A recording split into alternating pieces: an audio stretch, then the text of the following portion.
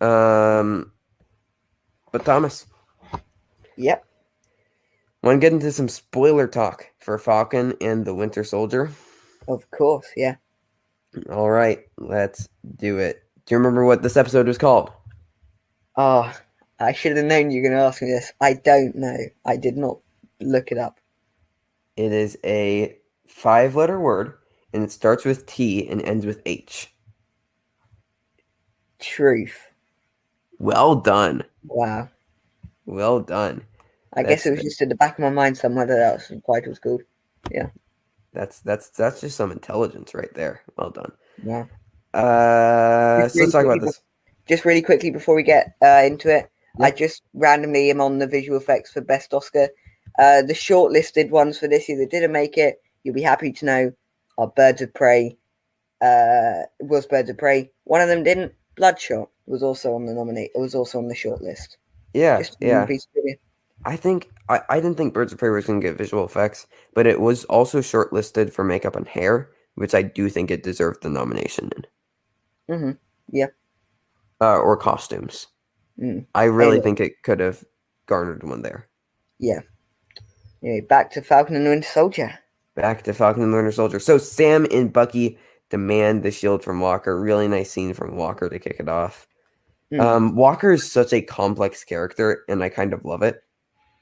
Yeah, despite the name of the show being The Falcon and the Winter Soldier, to me the most interesting character of the series has been John Walker, which was very interesting because it's not something I expected going into it.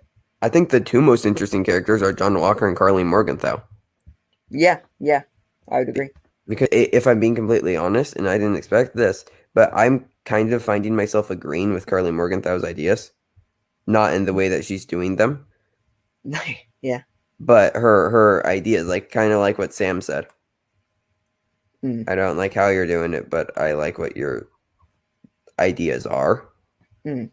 Um, like she had a really great line, like how many people have to die just for us to be citizens of the planet. I mean, it's a nice.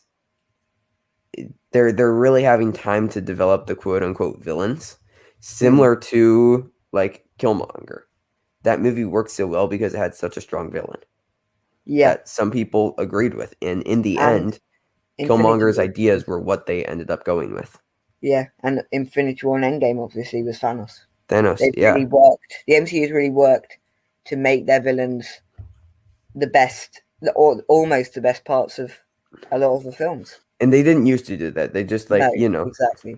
with like Yeah. Ironmonger, it's just basically I want to be like you with Abomination. I want to be like you, Whiplash. I want to be like you, Red Skull. I want to be Mm. like you, Loki. I want to be like you.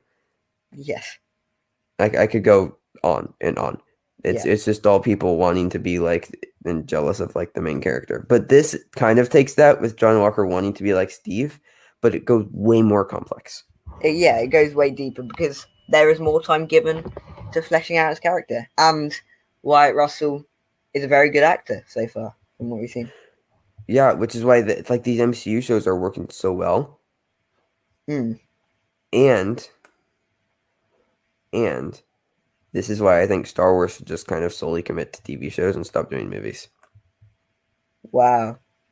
Yeah, I mean, I wouldn't be opposed to it, but I mean, the experience of going to see a Star Wars film at cinema, that's a great experience. Right, but then I it would do usually that. is like then it's terrible when it's like a bad movie like Rise of Skywalker. I didn't think it was that bad, Rise of Skywalker. Oh, okay. Well, I kind of thought it was awful, but Wow. Okay. that's if you enjoyed it, I'm happy that you enjoyed it. I just Yeah.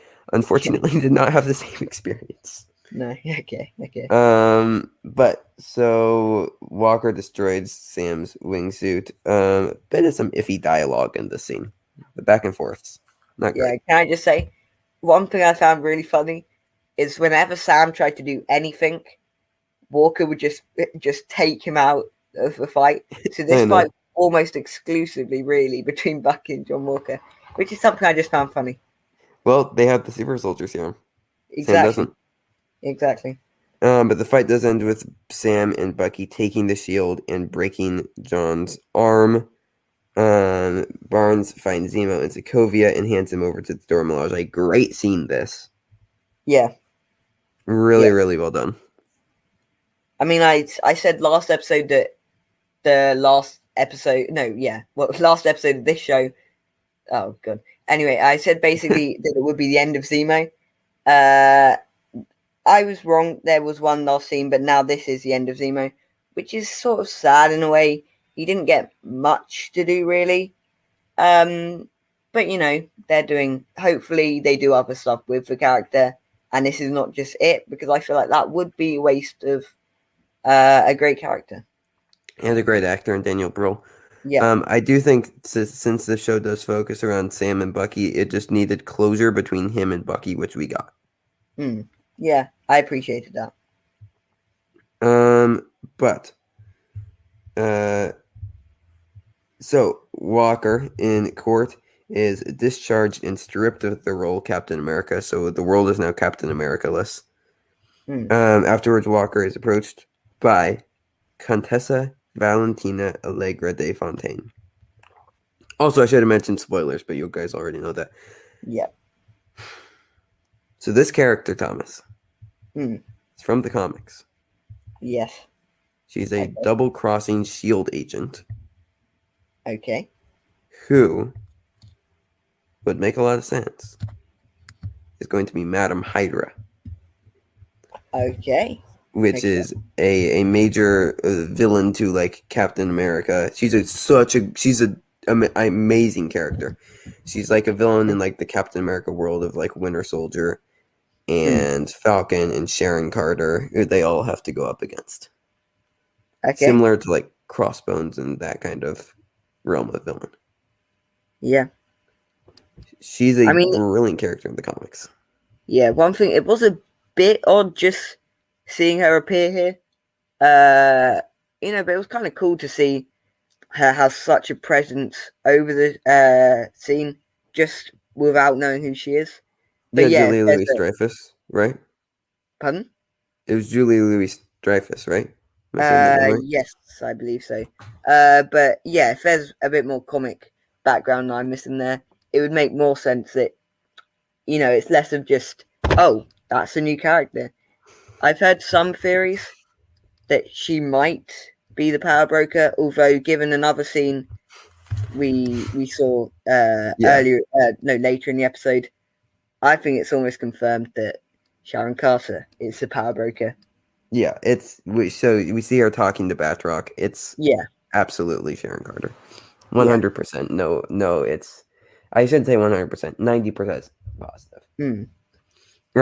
But Contessa de Allegra Contessa Valentina Allegra de Fontaine, or Val. She was this wasn't supposed to be the first time we see the character, so she's going to be in Black Widow. Okay, that makes more sense then. So she was supposed to first appear in Black Widow, which is a prequel, and then in Falcon and the Winter Soldier. So we've kind of got the order reversed, which I think would have made this moment a lot more interesting based off of how we see her character in Black Widow. So that'll be interesting to see her in Black Widow and then retroactively look back on this scene. Yeah. I mean, it's a credit to Marvel that they still managed to make this scene work despite not knowing who she was. Yeah, for sure. And also just a testament to Julia Louis-Dreyfus's performance. Being able to portray who and what this character is and does. So, Sam leaves the damaged wingsuit with Torres and visits Isaiah Bradley, and what a scene. Yeah. He talks about all of the experimenting, which is fully comic accurate, which I appreciated. And his grandson Isaac, who we see once again in here, is the Patriot, I believe, who is part of the Young Avengers. So they're building up more towards that. But what a scene this was. Yeah, this is where, to me, the show that it's best with these sort of character moments. I'm a bit mixed on other stuff, which I'll get to towards the end of the review. But this is where it is at its peak, this show, with all the character development, and we get to see more of this world, and we get to see these sort of themes come through, and that's just where the show has really excelled, in my opinion. It was not at all what I was expecting from this show. I thought, oh, it's going to be it's going to be a spy thriller, but actually it's got a lot more heart and a lot more depth than I was expecting, which is a great surprise. I think if this was a film, it would be like a spy thriller type thing. But because it's a TV show, there's way more time to develop everything, which is I really appreciate, because this is such a brilliant scene, brilliantly acted, brilliantly directed and written. It is so well done. And like you said, I do have some issues just like with a lot of the action scenes. I think have actually kind of been a bit of lows for me. I don't know if that was your problem. So my problem really with this series is the story or lack of it. Because they're focusing so much on the characters and these themes and this development, it almost takes away from the story. So when I wake up on Friday morning, I'm not, compared to WandaVision, where every week I was on board with the story, really anticipating it. This time I'm sort of, I enjoy it when it's there, but there's no real connection to the story itself. There is, essentially that is my main issue with it, because we're going into the final episode. I still don't really know where it's going. I thought, oh, that's probably because it's good mystery, but as we've gone on, it's probably more because the story has been so sidelined in a way. So yeah, right, because there's no like solid ending, like there's no conclusion to this. exactly. That is like, this is what we've been building up. Like, what have we been building up to? Yeah, that's essentially my problem with it.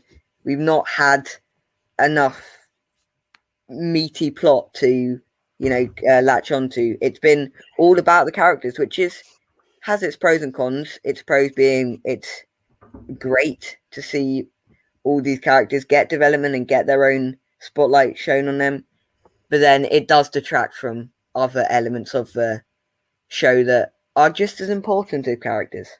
Right, and I think that's the thing, like, WandaVision kind of took over pop culture. We haven't seen the same thing with Falcon and the Winter Soldier. No, definitely not. Yeah. Just because, like, there's nothing really to look forward to, I guess, every week. Yeah, that's what I'm saying. Yeah.